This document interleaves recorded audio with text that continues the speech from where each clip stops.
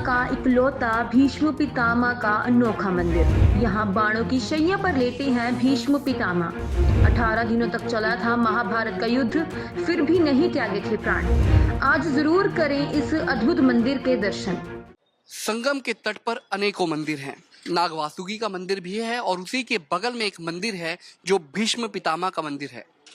भीष्म पितामह का मंदिर बहुत महत्वपूर्ण क्यों? क्योंकि अगर आपको नाग वासुकी के मंदिर में जाना है तो उसकी दहलीज पर ही बना है भीष्म पितामह का मंदिर। भीष्म पितामह कौन? पांडवों के दादा, जिन्हें वो पितामह कहा करते थे।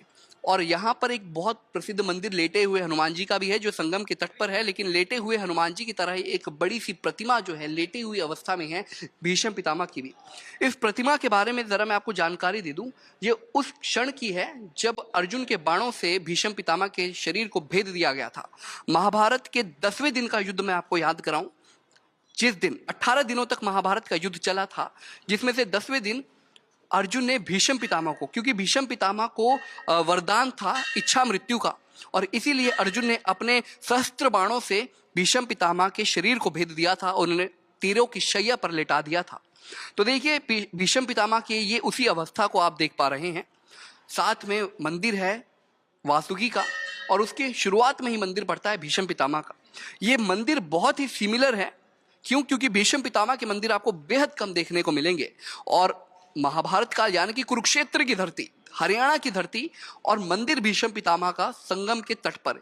यह मंदिर वाकई में बहुत अलग है क्योंकि भीष्म पितामह का ऐसा मंदिर आपने शायद ही कहीं देखा होगा। और महत्वपूर्ण ये तस्वीरें उस वक्त के लिए भी हो जाती है क्योंकि संगम के तट पर यह मंदिर है और भीष्म पितामह को गंगा पुत्र के नाम से जाना जाता है। तो गंगा पुत्र है भीष्म पितामह, गंगा पुत्र के नाम से उन्हें जाना जाता है। और गंगा के किनारे ही भीष्म पितामह का तीरों के बाणों की शैया पर बना हुआ है एक ये मंदिर।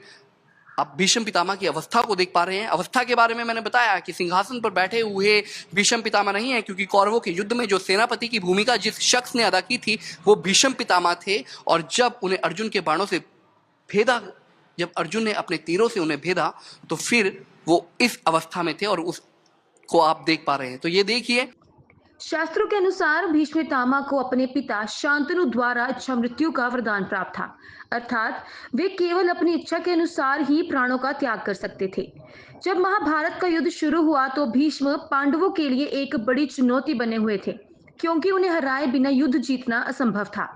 ऐसे में अर्जुन ने भीष्म पितामह पर अपने बाणों की बरसात कर दी थी, जिससे पितामह बुरी तरह घायल हो गए थे और वे अत्यंत कष्ट में थे। लेकिन इसके बाद भी उन्होंने तुरंत अपने प्राण नहीं त्यागे, क्योंकि भीष्म पितामह अपने प्राण तब त्यागना चाहते थे जब सूर्य उत्तरायण में हो। हिंदू धर्म में यह माना जाता है कि जो भी व्यक्ति के इस समय में मृत्यु को प्राप्त होता है, उसकी आत्मा को मोक्ष की प्राप्ति होती है।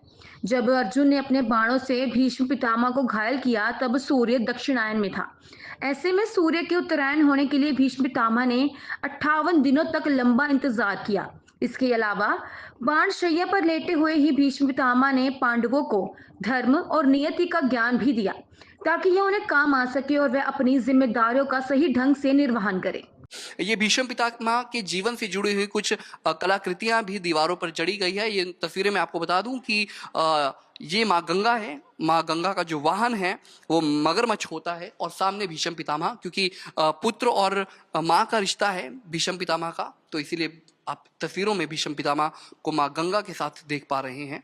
ये अलग अलग तस्वीरें देखिए, ये उस वक्त की है। ये आपको 5 पांडव नजर आ रहे होंगे, जिसमें युधिष्ठिर है, अर्जुन है, भीम है, साथ ही साथ नकुल है, सहदेव है। लेकिन एक शख्स जो और है वो है द्वारकाधीश श्री कृष्ण, जिन्हें जगत गुरु भी कहा जाता है, और उनके समक्ष जो बैठे हुए हैं वो है भीष्म पितामह। यानी कि भीष्म पितामह से जुड़ी हुई कई कलाकृतियां भी इस मंदिर में जड़ी हुई हैं और ये उस वक्त की तस्वीर है। देखिए, जब महाभारत ग्रंथ को पढ़ा जाता है, शुरू किया जाता है, तो उसमें एक किस्सा सबसे शुरू में आता है उस महिला का जो अपने तमाम 8 शिशुओं को गंगा में बहा देती है। ये स्त्री और कोई नहीं बल्कि माँ गंगा ही है। और जो पीछे पेड़ के पीछे छुपकर देख रहे हैं, मैं बता दूं कि महाराज शांतनु है, जिनकी पत्नी थी गंगा, और वही गंगा एक पुत्र को बहाने जा रही थी, लेकिन शांतनु ने देख लिया और उन्हें रोक दिया। और यही छोटा सा बालक बाद में बना देवव्रत, जिसे बाद में लोग भीष्म पितामह के नाम से जानते हैं। भीष्म क्यों कहते हैं?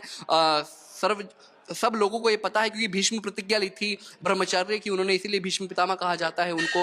ये तमाम तस्वीरें देखिए कुछ वैसी ही है। ये भीष्म पितामह जब युवा अवस्था के थे और किस तरीके से उन्हें धनुर्विद्या में निपुणता प्राप्त थी, वो तस्वीरें भी हम आपको दिखाए। ये आखिर की तस्वीर सबसे महत्वपूर्ण है क्योंकि ये महाभारत के 9वें दिन को दिखाती है, 9वें दिन को दर्शाती है। क्योंकि मैं बता दूं कि महाभारत का जो 9वां दिन था, 18 दिनों तक ये युद्ध चला था और 9वें दिन क्या हुआ था, भीष्म पितामह को जीतना लगभग नामुमकिन था। अजय थे भीष्म पितामह और सेनापति थे, जानते हैं एक दुर्ग की तरह थे कौरवों के, जिसे भेद पाना मुश्किल है। तो कृष्ण भगवान ने स्वयं चक्र धारण कर लिया था, रथ का जो पहिया था वो धारण किया था भीष्म पितामह का वध करने के लिए। आपने वो कई मूवीज में भी देखा होगा, सीरियल्स में भी, महाभारत में वो सीन दृश्य देखा होगा, अद्भुत दृश्य था ये।